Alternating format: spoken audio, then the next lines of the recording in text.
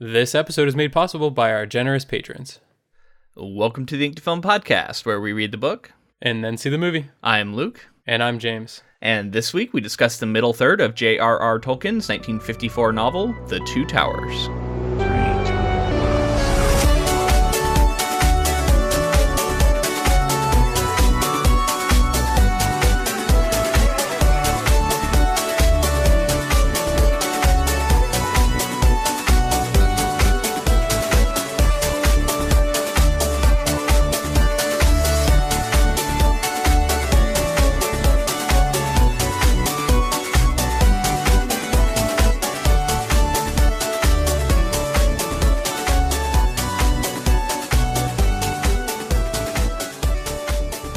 Alright, we're back in it, man. A lot more stuff happened in this section. This was there was some exciting combat. There was a Frodo and Sam sighting. It's some Gollum. This feels right for me. It feels like we're finally into this book. As much as last week felt like setting up, this week felt like definitely a payoff, and tons of stuff happened. Honestly, maybe too much stuff happened because we bled some into the Return of the King film. Like some of the stuff in Two Towers ends up in the Return of the King film. I thought that was the case, but I honestly couldn't remember. I guess the movies run together enough for me where I couldn't remember what was at like the end and what was in an extended version of Two Towers versus the theatrical cut and all this stuff. There's so many different versions.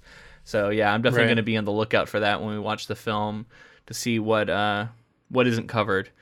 I don't want to spoil anything, but this week on Game of Thrones we had a kind of Helm's Deep-esque, like kind of setting the stage for like a Helm's Deep-esque moment. Yeah, setting the stage for in Game of Thrones. So I don't know. I feel like I'm very in the Helm's Deep headspace of prepping, and then the actual Helm's Deep battle. Like, how did it compare? Just generally, what do you think in comparison to that crazy battle it was in Two Towers film? I mean, it was different. There was some beautiful language used to describe the combat in sort of a poetic way that obviously is a different feel from what we see on screen. There's moments in this Helm's Deep battle that even no matter what iteration of this story, it just gives me goosebumps. There's just moments of light triumphing over darkness, and I don't know, it just feels so righteous and so true. And it's such a big moment for the realm of men.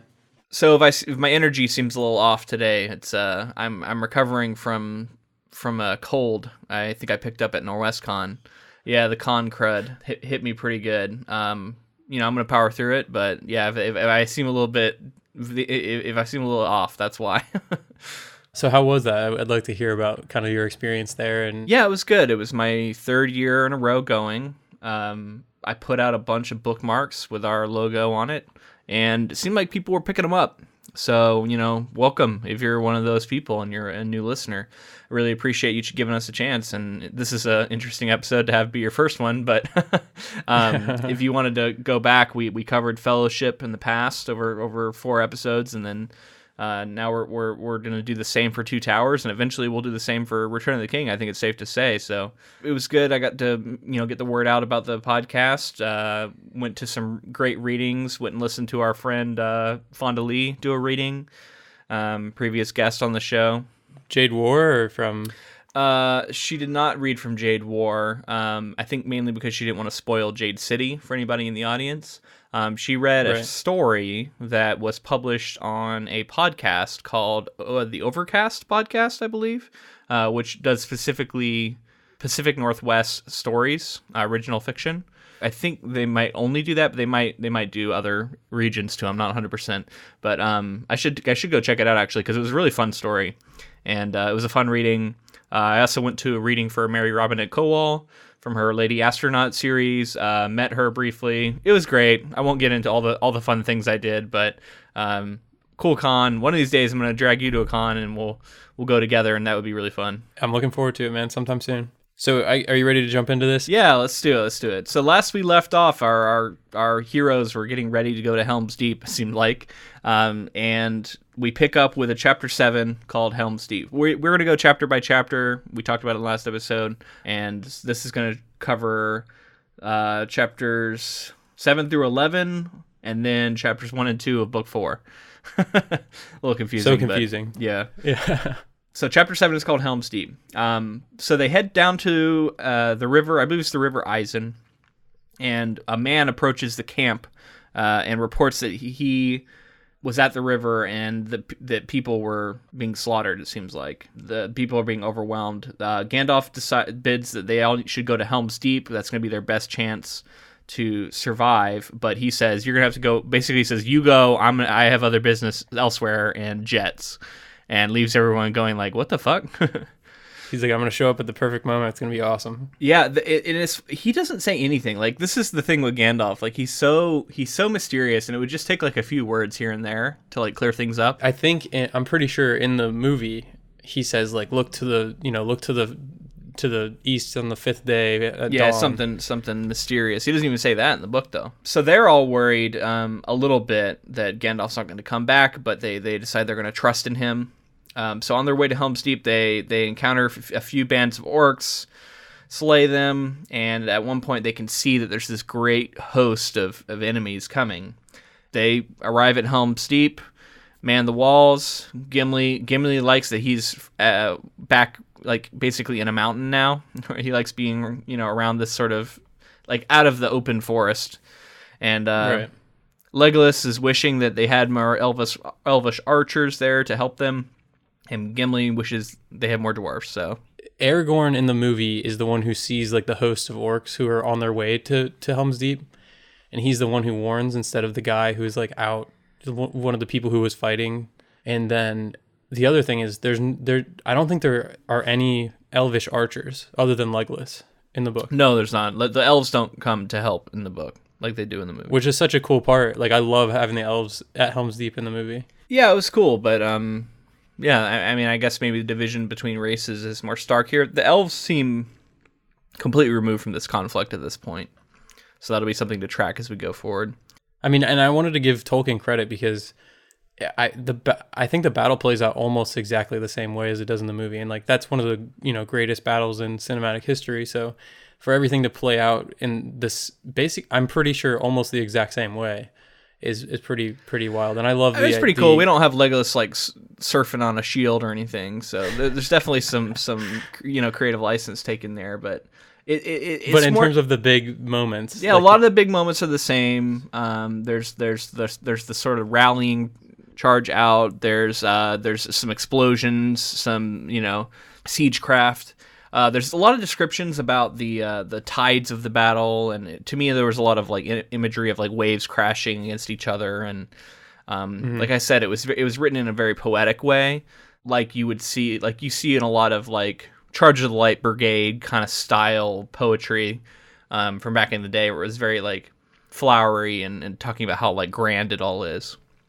And we get a lot of that. One of my biggest surprises was something that I thought was a movie invention because it seemed so modern to me, and actually wasn't. The competition. It's the it's the kill competition between Legolas and Gimli. Right. It does add levity to the battle and sort of a fun thing to track. But yeah, I don't know how I feel about it in general, because it wasn't something I was ever a big fan of in the movie. And even knowing that it's in the book doesn't make me necessarily like it. I think in both instances, I'm not a huge fan. And I guess I'm okay with like, it played better here. It's when they pick it back up in Return of the King where it starts to feel like they're beating a dead horse kind of thing. I think I prefer it in the movie because I felt like when I was reading it here, I felt like it felt out of place. Like because everything else is so poetic and serious, and having the jokes, as much as I like that characterization for those two characters and showing like the bond between an elf and a dwarf, it didn't feel like the movie felt like the place where like you said, it felt like it's such a modern thing, and it felt like it was a natural progression or something that would happen in that battle. But in the book, I was like, wow, I'd forgotten, and I was kind of surprised that it was in the book. And not that I didn't like it, but I think it just fits a little better in the movie. So another thing that stood out to me was that it felt like Gimli was a serious badass in this fight. He was like jumping off of the ramparts at different parts. He was like laying among the dead and then like rising up and chopping orcs, and I don't know. He seemed really fucking cool in this battle. Legolas kills a bunch of orcs early on with his arrows, but then quickly runs out and then all of a sudden it seems like his count drops. Yeah, there's a moment where Gimli, like I think Theoden or somebody important, Airmare, somebody was like being overcome, and out of nowhere, because he's so small, Gimli was able to like sneak up and just like cut the head off of 2 orcs to like save the day. And then there's this whole thing where he gets trapped and like driven into the tunnels underneath Helm's Deep. Yeah. And he's like trapped down there with all these orcs, and like, yeah, they openly are wondering, like, is he gonna be able to survive down there? He comes out later like covered in orc blood, and like he's just been they're trapped in here with me. It's kind of how it was. Like, he was in his element down there. Rorschach. Yeah, Rorschach. Yeah, it was cool.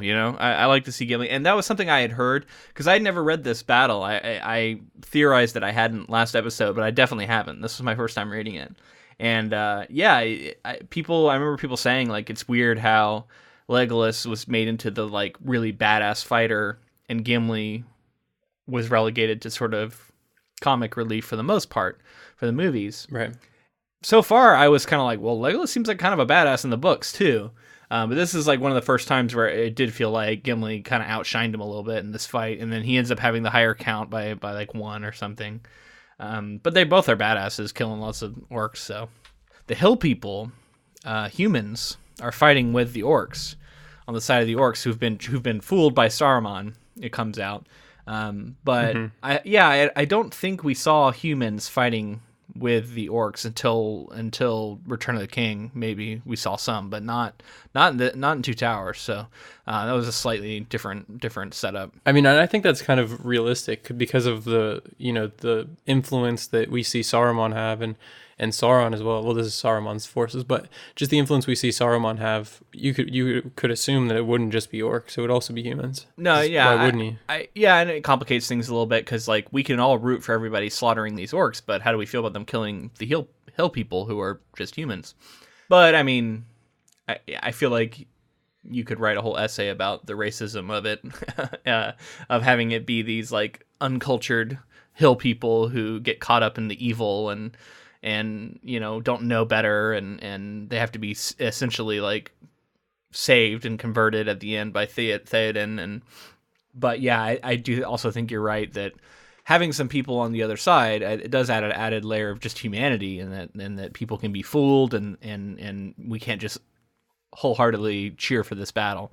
We've talked about in this world, orcs are all bad, so them getting slaughtered is like we just have to cheer for it, I guess. There is a moment here where the trumpet sound and Theoden rides forth like he does, in both iterations, and it never ceases to give me goosebumps. Like that's what I was talking about earlier in the episode. It's such a huge moment, and it's so well written. And honestly, like seeing it written out it's such a different experience. It's still the same goosebump inducing moment, but in a different way. It's like more poetic and beautiful, like we've talked about a lot with Tolkien's prose. Yeah, definitely. Yeah, he gives a lot of those iconic lines from the movie are right out of the book. I was thinking about the speeches that Theoden gets to give in the books and movies. He gets some of the most epic moments. Some of the most, humanity coming together against a common enemy, and just the willingness to come together against this enemy. It's just, it's so like good versus evil and classic storytelling, but it just is effective still. I don't want this in every story, but I think that there are certain ones that it's just the reason why this is a template or a classic piece is because it's like one of the greatest. Yeah, man. And we see there's a lot of talk about thunder and lightning like crashing. Some of it I think is explosions, but then also it seemed like there was some going on in the mountains beyond. I think that links up with some stuff that happens later with Frodo and Sam in the first chapter we get with them. So I'm wondering if this was like some subtle attempt to sort of line up timelines and say like this is happening around this time. I'm not sure. I think that we're supposed to pick up with Frodo and Sam around the time that Aragorn, Gimli, and Legolas are looking for Merry and Pippin. Maybe they do say something about 3 days having passed, which I'm not sure what the timeline is like for the chase. So, right. I'd have to go back and parse it and like look for specific timeline shoutouts, but it's not really that important. Anyway, so when they ride out, they also do see the White Rider, arrive, and that's Jesus. Gandalf, and he comes. Oh, Jesus! No, he comes down and and lays into the orcs and is generally a badass. Which reminds me, last week we had some discussion about theology. Let's just say both of us are ignorant of it, and we said we were going to return. We were going to look back, and the question was posed: when Jesus died, did he go to hell and fight all the demons and suffer, I guess, and then come back, or was it more, I don't know, physical torment, I guess, and not that sort? Did you look that up and see if you found anything? Yeah, like I said on the episode last week, as soon as we got off, I started looking into it, and I did a lot of reading. I think the shortest and easiest answer is no, but I also do want to say that there's something to be said for yes. I have a couple of quotes here. Okay. It's not as cut and dry as people would think. So there are two Greek words for the abode of the dead. Greek is the language in which the New Testament of the Bible was originally written. Hell, in Greek, also called the lake of fire and the eternal fire, was made for the devil and his minions, and will be occupied by all the unrighteous after the last judgment. The other Greek word is Hades. This is the region of the dead. Before Jesus' ascension, the spirits of all people went to Hades. After his ascension, only the spirits of unbelievers go to Hades, while the spirits of believers go directly to be with the Lord. So there's a quote here from Ephesians 4:8-10. Didn't think we would be reading Bible scripture on the podcast, but it says that Jesus had descended into the lower part of the earth. This may also speak about Jesus' visit to Hades before his ascension. And finally, Romans 10:7 refers to Jesus in the abyss while he was among the dead. After the final judgment, Hades will be cast into hell. Therefore, the long answer is yes, Jesus descended into Hades, but not into hell. Okay. So it has to do with translations, I guess. Some certain translations will say that Jesus, descended into hell, when really he kind of descended into the dead, not necessarily saying that he went to hell. So yeah. And the reason we're bringing that up once again is the obvious connection to Gandalf's storyline and Gandalf the White returning from his journey into darkness. And yeah, I think when you're talking about these things, it sounds very much like Gandalf to me. So I think it's clear that Tolkien's Catholic upbringing bled over into his work a little bit here with Gandalf. So ultimately, I think I was wrong, but I was definitely onto something. Jesus didn't go down and fight demons and like kick ass. It was more of just translation. Well, I still like your version, but let's move on in the story here. Chapter 8 is called The Road to Isengard. Gandalf starts off by telling everybody about the Ents, but without actually telling them what the Ents are. He just tells this like mysterious story about these beings, and everyone's like, "Well, what is that?" And he's like, "You'll soon find out." Yeah, it sounds like a Gandalf story then. Yep. And so they go along this road that's like a shortcut or something that they know about, and on the way, Legolas and Gimli have this like pretty extensive debate about essentially what's better, caves or trees. And obviously Legolas says he likes the trees.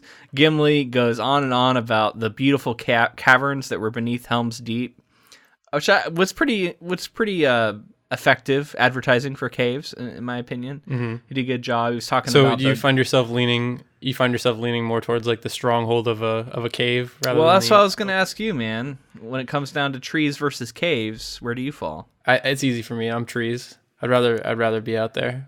Yeah. I get claustrophobic. I don't want to be in the caves. I don't think I have the temperament of a dwarf. They're hardy and like. Yeah, I don't know. They're very much ready to be in a hole for a long time. Yeah, I mean, I'm ultimately with you. I like the dwarves. I like having a house. I like the idea of a hobbit hole is cool, and having like a little burrow. But ultimately, I'm like you. I get too claustrophobic, and the idea of being underground for too long is kind of oppressive. So I'm gonna have to go with Legolas on this one. They do agree that they're going to each visit each other's area. Legolas is going to take him to Fangorn, and Gimli will take him beneath Helm's Deep to the caverns after this is all over, so that they can like see each other's place. And this friendship between the two of them, and between these two races that historically do not get along, it's definitely really cool. And I think I think that's like a positive message that you're getting in this book, right? Like the coming together of two different races that don't get along. as like sort of an allegory for racial relations, maybe. But I think it does work. I think we could agree that it's more well explored as well in the books. It's it's effective in the book, in the movies, and you understand the relationship and that they're not supposed to get along, but they do, and they're good friends and they bond. But this, it's just you really get the history, and you really get those. I think you get some more small moments that really build into it being a very effective friendship. And this whole forest cave thing is definitely one of those moments. While they're along the road, all of a sudden, a bunch of Ents just come out of the woods, and everyone's just like stunned. And the Ents don't even notice them; they just like walk right on past. And Theoden is like, "These are things we've only talked about in stories, and we didn't think they were actually real." Every time they do this, every time Tolkien does this, I like to see the men who are, not as experienced as in the ways of these old ancient mystical things. I like to see the reaction. It's just as a reader, and not like kind of putting myself in the shoes of somebody like Theoden, and seeing something like this is just, it's effective. It works for being so ancient and magical. And to go back to something we were talking about just a second ago, it's just something that came to mind. The idea of a hobbit hole, by the way, is kind of a mixture between the forest and like a cave.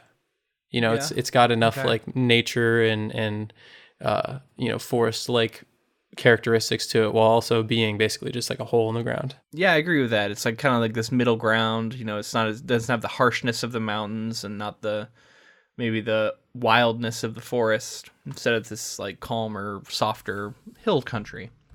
So the group, this group is riding to Isengard under Gandalf's, I should have said under Gandalf's advice. He's basically saying like, now's the time to go there, and because he knows that the Ents are moving on Saruman. But he doesn't reveal that, so everybody just kind of has to take his word for it. On the way there, they stop by the river, and they see where all of these people died when they fought the orcs.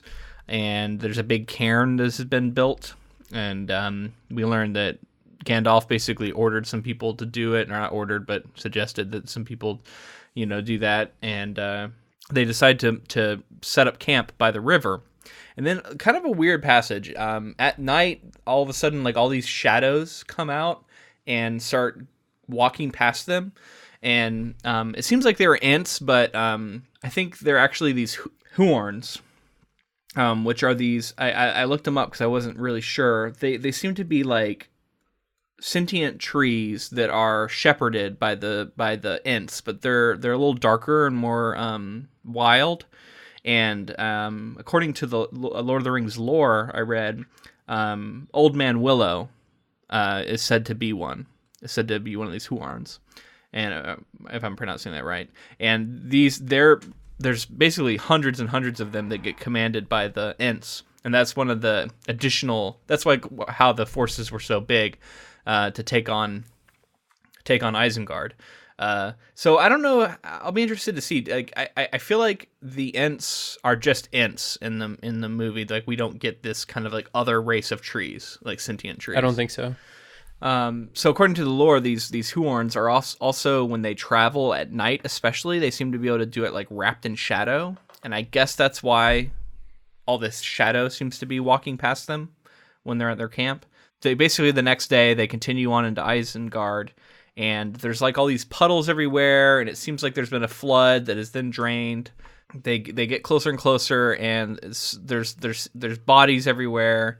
Basically, they approach the ring of Isengard, which has no green things inside of it. It used to have all these trees, but they all got cut down by Saruman. And instead, he built all these like iron, quarries and smithies and stuff like into the earth. And then at the center of that is Orthanc, which is this marvelous tower that appears to be driven from the bones of the earth, which I think was a really cool phrase. And they know that that's the center of power for Saruman. As they draw closer, they see that there's all these pools. It looks like something went down here. There's signs of a battle going on.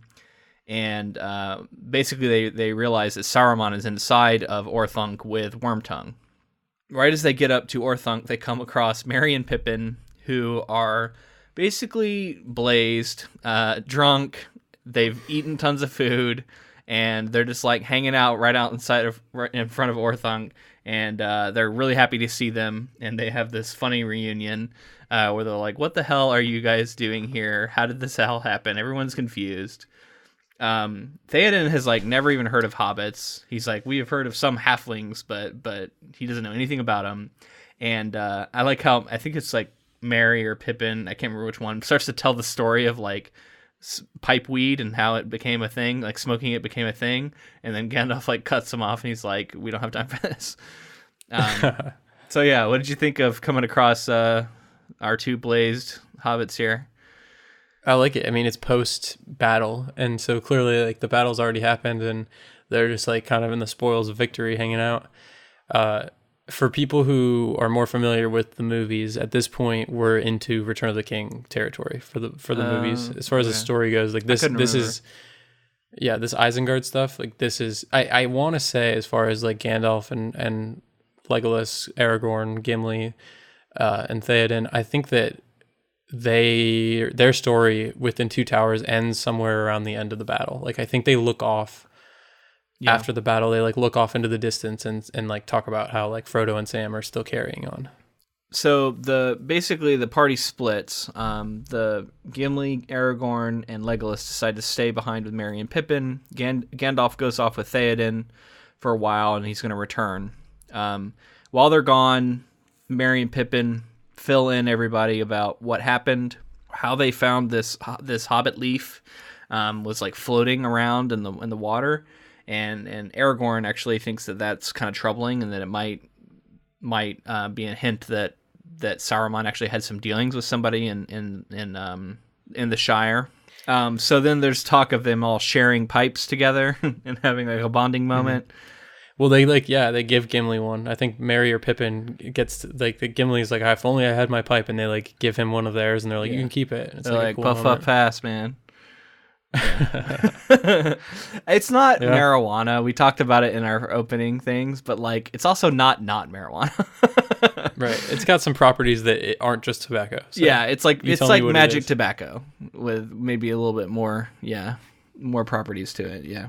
This is where Merry and Pippin give the story of the attack on Isengard. Now, so this is interesting because like we don't get it directly, and I think this is actually kind of a subversion. So we think we're going to have this big epic battle, and we think we're going to follow it up with another epic battle, and that they're going to join in with the Ents in the attack on Isengard. But instead they show up and it's already over. And then we hear about it after the fact, which is obviously changed for the movie, where we do see it happening. But this is where we hear about Treebeard basically leading the troops. They come in, orcs are shooting them with arrows, but those don't really hurt them, just pisses them off. And after Treebeard gets angry, he starts getting really hasty. They start tearing up rocks and basically hurling them at the gates. Saruman barely escapes in time to get into the tower to not get grabbed by Treebeard. And it seems from inside he basically lights up the fires of the hearths and starts like sending out fire from Orthanc. It was kind of unclear exactly how they were doing it, maybe some defenses. But Treebeard kind of realizes that they have no hope to get inside. They're all like kind of smashing themselves on the walls, and it's not working. This is when they instead decide to go to the river, and he sends the Huarns to the river to bust the dam and create the flood, which works. The orcs are basically getting slaughtered. They're no match for the Ents, who are able to just destroy them. The River Isen floods in, fills up a lot of these kind of quarries and holes, and that was basically the end of the battle. And then Treebeard decided to leave just like a guard around Orthanc for now. I also don't know if I said, this is chapter 9 called Flotsam and Jetsam. And it seems to take its name from all the stuff that's floating in the water after it fills up, and some of that including the tobacco or the long leaf or whatever they're smoking. They do tell of Treebeard encountering Wormtongue, and he grabbed Wormtongue and was like getting ready to kill him. And Wormtongue pleads for his life, says he's just a messenger here to speak to Saruman. And so Treebeard decides to let him go. And Wormtongue, when he sees that Orthunk has been like overtaken, is like unsure about it. But basically, Treebeard gives him no choice, so he does go and join Saruman in Orthunk. It seems that the power of Saruman is immense, and when he's in this tower, like basically nobody can get to him, and he's like holed up in there, cornered animal, as Gandalf later says. Exactly, and his power we see of influence is also very powerful. Just speaking words, and we knew this from before, like Fellowship, the words on the wind, and the way that he's able to affect things just with his voice and his words. Yeah. Speaking of that, chapter 10 is called The Voice of Saruman, and it is literally now Gandalf returns with Theoden, and they decide they're going to go up to the tower and try and talk to Saruman. It's going to be Theoden, Aragorn, Éomer, Gimli, and Legolas, and Gandalf are all going to climb up, and Merry and Pippin are basically down at the foot of the stairs. They basically knock on the door and are like, come out! And I think first Wormtongue pops his head out, says some stuff, but then Saruman appears. His voice, they said that his voice immediately bewitches, and it seeps into the hearts of like everyone that hears it, and it depends on like how your will is and whether or not you're able to resist its effect. But it said that like some people, even long after, were still affected by what they had heard. I assume just in the crowd around. And it seems like he has to focus. Like there has to be a certain, because he can only focus on certain people. Like at one point, he's focusing on the riders of Rohan, but Gimli is not affected. Like right. Gimli pipes up and well, says the something. more stout people, like, I think, are able to resist it. But I was wondering about like the unnamed characters and the riders and stuff. Like, so it seems like there's a hint that some of them like get a deep seated thing in their heart from hearing this that makes them believe that Saruman was right. So it is cool though. Theoden and Saruman are kind of verbally sparring, and all of the people are starting to think that like they were too hasty and that like maybe Saruman had a point, and they're starting to like get caught up in it before Gandalf finally joins the conversation, and he basically calls out Saruman for what he's doing. They argue. Saruman essentially turns to like storm off, but then Gandalf commands him to come back, and Saruman does. And this is where we see Gandalf really like usurping Saruman here, I think. Mm-hmm. And he says, I'm casting you out of the order. He breaks his staff with just like the power of his command. And we talked about when Gandalf didn't give up his staff before, we were kind of talking about whether or not the staff was their power, and it seems like they do need it in some way to it definitely is a detriment to not have it. It seems like. So this is a cool badass moment for Gandalf, in my opinion. Like we see him sort of saying like, I am the most powerful wizard, you are no longer, and asserting his dominance over Saruman here. After Saruman gave him gave his best with his like bewitching voice, right? And then Wormtongue, during this conversation, Wormtongue hurls something out the window, which ends up being this dark globe called the Palantir. I'm probably mispronouncing that. So Pippin grabs it up, and then Gandalf quickly gets it from him first, but Pippin touches it, which becomes important in the next chapter.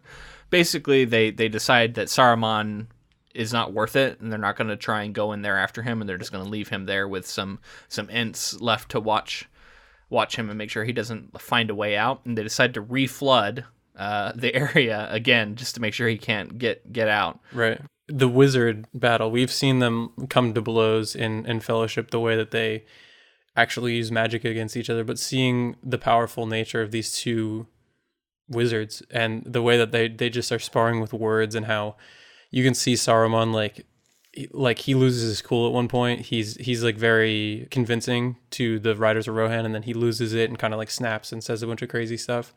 And when he does that, you can see that he's lost it. Like he's not in control anymore. And so Gandalf is clearly going to be able to defeat him. And I think that moment also shows that as powerful as Saruman was, just the influence that Sauron had over him. The way that like it twisted him and made him he was clearly at one point he was a white wizard, so he was probably as powerful as Gandalf is currently. I think he's been more corrupted. Currently, because he was more powerful than him before, I think. Right. So, but he's a white wizard, so you would think he's clearly like one of the strongest. And since he's been corrupted, it's like seeing him lose it and not able to even come to blows with Gandalf anymore is, I think. It's powerful stuff, and it leads to Sauron seeming even more intimidating because Gandalf is willing to go toe-to-toe with this guy, with Saruman at this point, because he's so powerful. And Gandalf isn't going to try in any way to go toe-to-toe with Sauron. Yeah. So the way that this all goes down, where Saruman is trapped in Orthanc, and the way that he's going to be kind of watched over by the Ents, I believe is how it goes down in the theatrical version of Return of the King, because at this point we're in Return of the King. But there's a deleted scene, or in the extended version, there's more to this scene. And I don't know, what are your thoughts on leaving Saruman, like such a powerful wizard, just trapped in a tower? The book does a slightly better job of implying that it would be really hard to try and get into the tower with him in there. Like, he's able to just like magically keep that thing sealed. It would take a lot of work and ultimately might not be worth it. Whereas I think in the movie, that was one of the things that always felt kind of like a weird plot hole to me. It's like, why do they just they defeat Saruman and then just leave him in the tower to do whatever he wants? It seems like it could be dangerous and he could just come back to power, right? Yeah, and well, then also like the Ents kind of like saying they're going to like set up guard around him. I don't remember that being a thing in the movie, so maybe it is. No, I don't think it is. Yeah, so it's also like they are leaving a guard to make sure he doesn't get up into trouble, do anything else. It is kind of a weird choice, but it's like Tolkien has no qualms about slaughtering thousands and thousands of orcs, but a lot of these human characters, it's like Wormtongue, Saruman, like they all get spared. Well, yeah, and it's like the mercy of Gandalf. Gandalf is specifically telling everybody not to kill Saruman. In this situation, he's like, don't kill him, like, don't worry about it, we're gonna leave him here. Yeah. And I think that you're right. Mercy is the key word here. It's a different, like I said, there's a different scene that plays out in the extended edition, so I'll be excited to talk about that when we get there. Last thing is just the shriek that Saruman lets out when he realizes that Wormtongue threw the Palantir out the window. Yeah, which was a bizarre move. Was Wormtongue just trying to hit him with a stone? I don't know what was going. Like, why did he throw that out the window? Do we know? I think there was a line about how, he couldn't decide who he hated more, and he was like trying to hit somebody with it. Yeah. He couldn't decide who he hated more, so that's why he missed. Yeah, man. Like he was trying to hit two people at once. I don't know. I think, but yeah, just going back to that, I think mercy for your enemies, unless they're orcs, right, does seem to be sort of what Tolkien's trying to say here is valuable. So the next chapter is called the Palantir, and the group sets off from Isengard, and Merry and Pippin observe that they think Gandalf has changed some since his fall into darkness. They think he's more intense now, like more quick to anger, but also like more quick to any emotion. So we talked about this earlier, like how different is he really? This is them noticing some differences. Also, I forgot to mention it. It's noticed that Merry and Pippin are different because they drank of the Ent wash, and it said that they're like taller now, and so it's interesting that they've been affected. It does seem to me that there's we're talking about themes of this series. The theme of going out your door and going out into the world and getting experiences and then being changed by them, I think is pretty apparent, and even physically changed by them, as we see here. Yeah. And I think it has something to do with, he's obsessed with size too, right? Like the idea of playing with expectations of, Gimli is a smaller guy, but clearly he was a very important piece during the Helm's Deep, and the idea that the hobbits are so small, but their experiences, the shadow of the hobbit is stretching and becoming larger and looming, because they are so important, and they are able to do these like tasks that no one else can. And they repeatedly are involved in some of the biggest happenings in this war here. Yeah. So speaking of, one night in camp, Pippin wakes up. He's been dreaming of the stone that he saw, and he saw like an image in there, and it's been haunting his dreams. So he decides he's going to go over to Gandalf, and there was a cool line where like he sees Gandalf is actually his eyes are open while he's sleeping, and like he looks at him, but then he realizes that he's actually asleep, and that's something that directly gets into, I think, Return of the King, I guess, but it is in one of the movies directly. He makes a swap with a stone, then he goes a little bit out of camp, and he sits down and he looks into it, and then we get kind of a trippy scene where he is communing with Sauron directly. Sauron thinks that it's Saruman or maybe Wormtongue, one of his servants, and he doesn't realize it's the Hobbit, and asks him like, what news is there? Like, wants to know what's been going on, and it clearly like Saruman isn't fully aware of everything that's transpired. Then the eye is upon him, and Gandalf basically comes over like right at the last second to stop Sauron from really seeing Pippin, it seems, and casts a blanket over it and covers it up, and like goes to scold him, and then we see that he's actually like frozen with fear or something, almost like petrified. Yeah, I mean, what was your take on that whole scene? It again gives Merry and Pippin, specifically in this situation, Pippin, more agency and more important, and like this immediately makes his character more important because he's communed with something that no one else, other than maybe Frodo through the ring, he's communed with the most evil, and he's just a little hobbit. Yeah. And dealing with that and just the power that communing with him and becoming petrified. Gandalf does theorize that Sauron is going to send one of the riders to find out what happened, because he's currently still worried that Saruman is actually turned against him and is rebelling against him. So that all seems to play in the favor of humanity and our heroes here.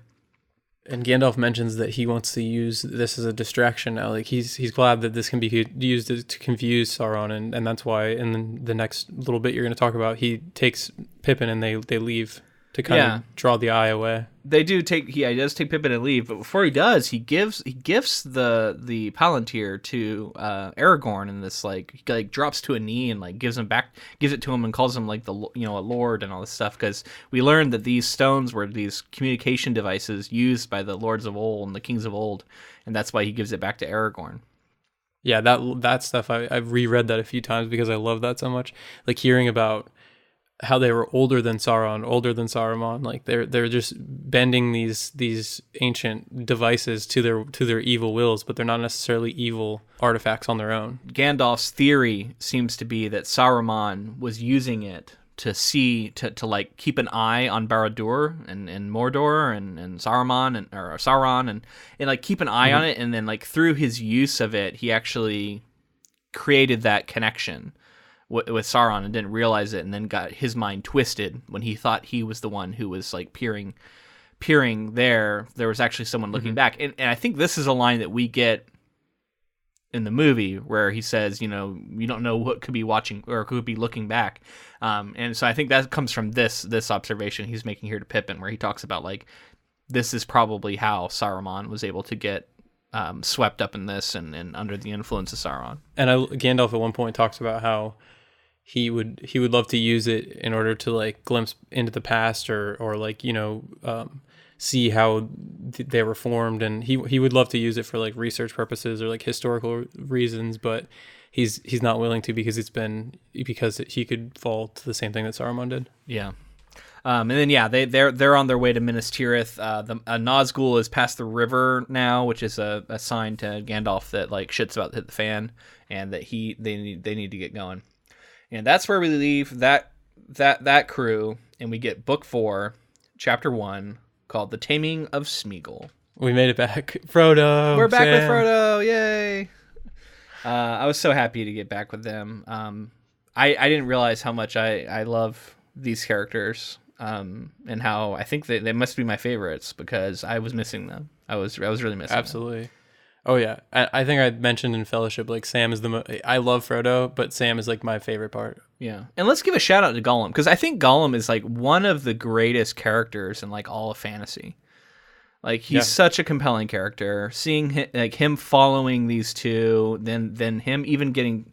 I mean, in this chapter, basically, I'll get to it. They're traveling. The climb is getting extremely difficult. There's this whole thing where Sam remembers they have this elven rope. They use it. Just like the movie, he tugs on it and it unwraps itself. There's a lot of talk about lightning blasting and like actually blinds Frodo at one moment. So that's one of the things that made me think maybe they were trying to line that up with the timeline, but I don't know.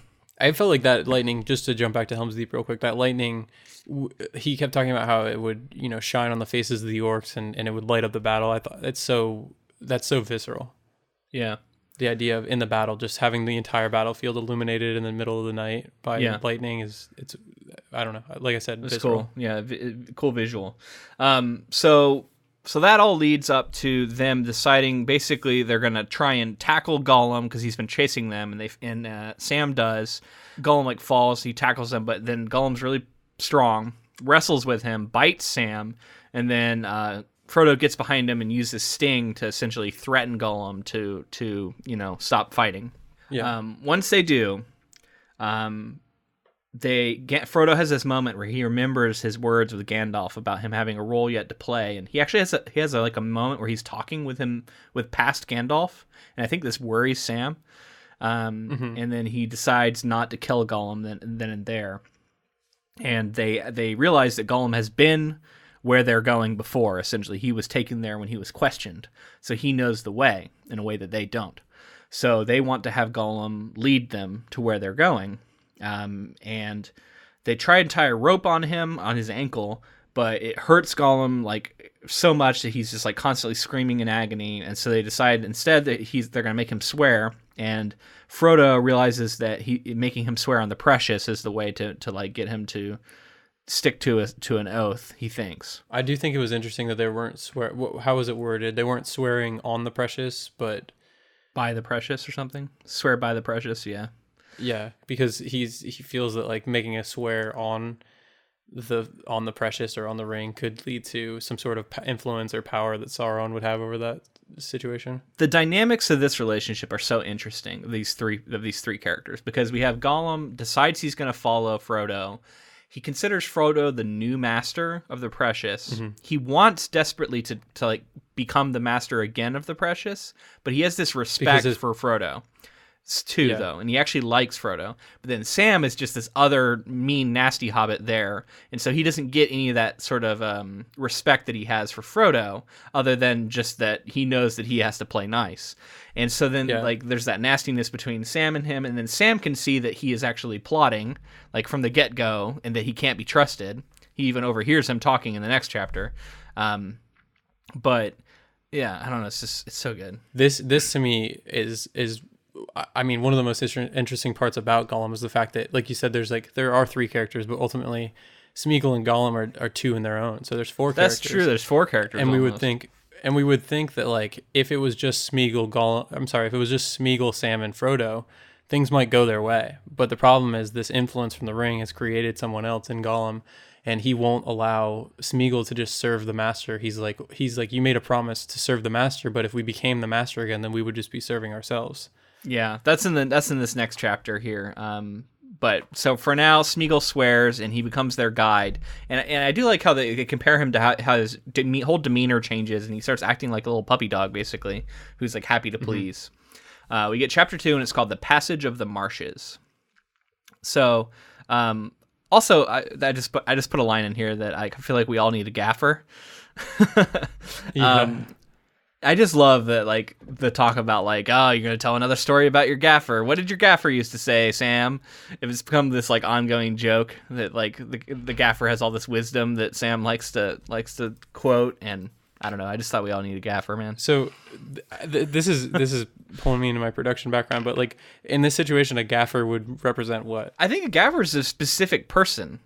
It was, like, I think the guy's name was something that derived the word from. I think it was, Gaffer Gamgee was literally one of the Gamgees. He was just known as the Gaffer, and he was Sam's father, according to the lore here. Hearing somebody talk about the Gaffer repeatedly makes me think of a gaffer on a film set, and a gaffer on a film set is like they're in charge of like lighting. Basically, they're the head of the lighting department. And so, like, that's what it just makes me think of that for some reason, and it's hard to separate it. So whenever he was saying, like, you talk to your gaffer, I was like, what? It's also funny that that was representing like a gardener or something, or some other weird word. It's his father. It makes sense that it's a name. But they call him the Gaffer because that's just like a cooler name or something. I don't know. It's like, I don't know. It's funny. It's something you could see actually happening. Somebody had like a weird name like Gaffer.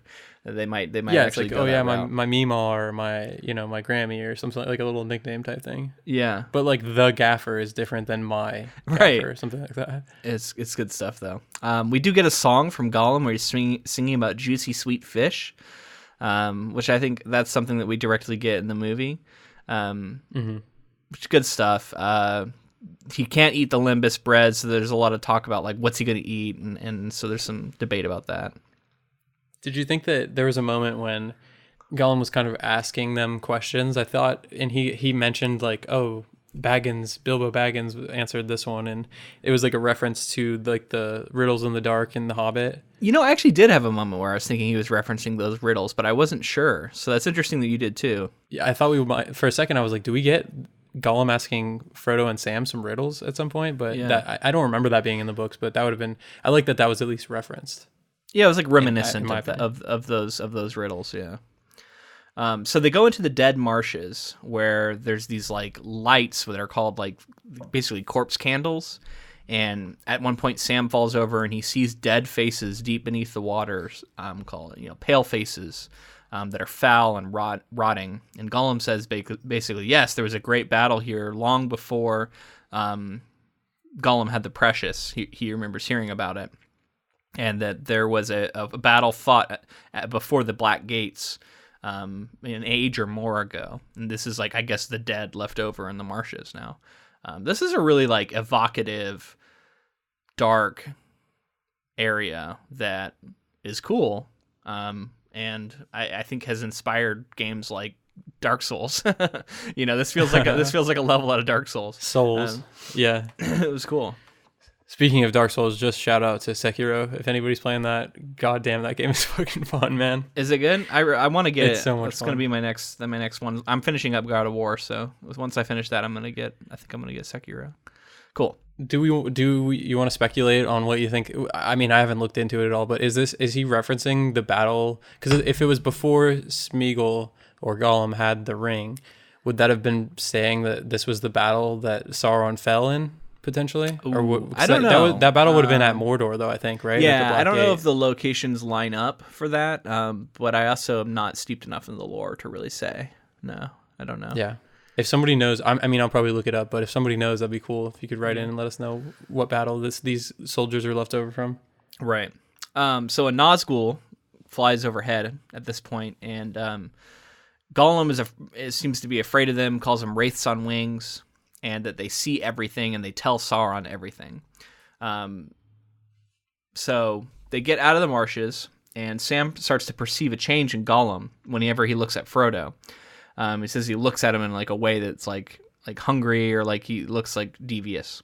Frodo is also said to be feeling like the burdensome weight of the ring, and then even more so the pressure of the eye that's like constantly searching for him. He can feel that too. Mm-hmm. So it seems like Frodo's not doing well with this. They halt in the mountains, and basically they're in a place now where nothing lives. It's said to be choked with ash, the desolation before Mordor that's defiled and diseased. And this is it's like as bad as we thought, our other characters were having it. We're like seeing how bad it is now for Frodo and Sam. Like, this is like awful. It's awful traveling.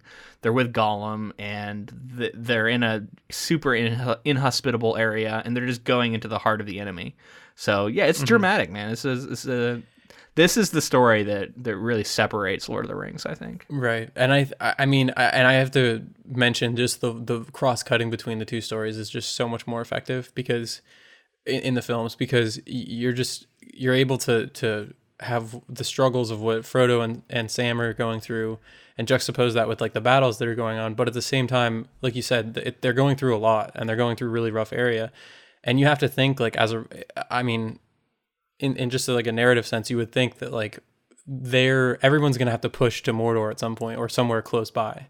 And so everything that Frodo and Sam are going towards, eventually all the rest of the characters will probably find themselves somewhere near there. So you just know like the final battle, the struggles that are coming are going to be so intense for all of our characters. If they're struggling to sneak through this area, imagine having to fight their way through all of this also. So Sam comes upon Gollum talking to himself, and this is a scene we referenced earlier. And he's standing over Frodo, arguing. Seems to be like Sméagol arguing with Gollum. And I thought it was funny because the examples that are given, he says, "We shall become the master. Gollum the Great, Lord Gollum, will eat fish every day." Right. It's just like the idea of the things that Sméagol would do if he was like had all the powers to eat fish every day. I think it was pretty funny. Hey, that's an attainable goal.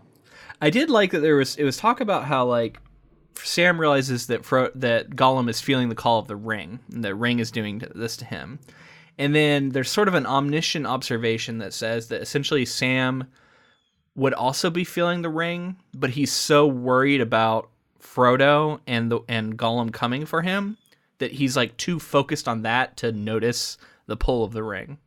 And I think that's important because we see that Sam lasts for a really long time. You know what I mean? Like, and that's something we'll be tracking as we go into Return of the King. But like, he seems to be like also incredibly resistant to the pull of the ring. This is perhaps giving us some insight into why. It's his friendship and his devotion to Frodo that really is doing it.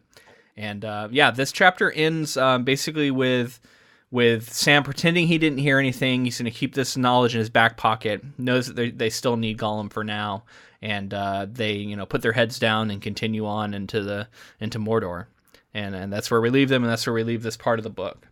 So, yeah, what did you think, man? I know we're kind of in a middle section here, so it's hard to know, but I just know I'm excited for this in-game stuff we're going to get coming up in the latter half of this.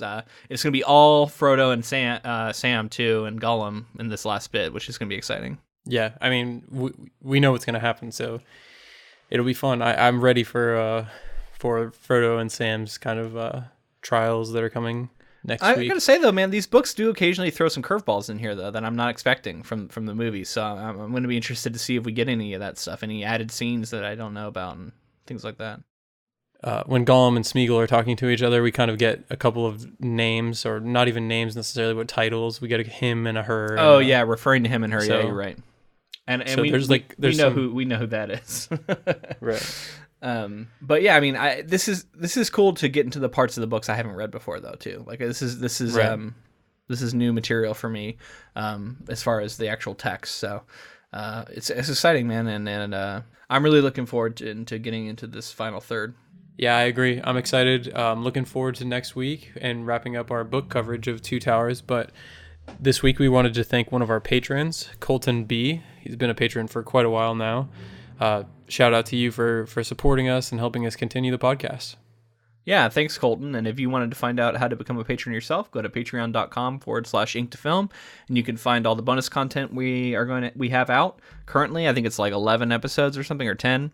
And we are going to be recording. We just decided we're gonna watch the original 1980s version of Pet Sematary, which was our last project, and we're going to release that as a bonus episode for our patrons only. So if you wanted to find out how to listen to that, you can join our Patreon. Connect with us on social media. We're on Facebook, Twitter, and Instagram, all of those at Ink2Film.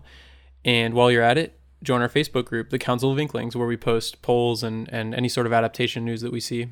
And if you enjoyed this episode, then please leave us a rating and review wherever you found this podcast. It would be a huge help. Thank you to Jennifer Delazana for providing our transcripts. And thank you to Music Archive for the use of our intro and outro music. Okay, I think that's where we're going to leave it for now. Next week we'll be back with Frodo and Sam and Gollum. Until next time. Thanks for listening.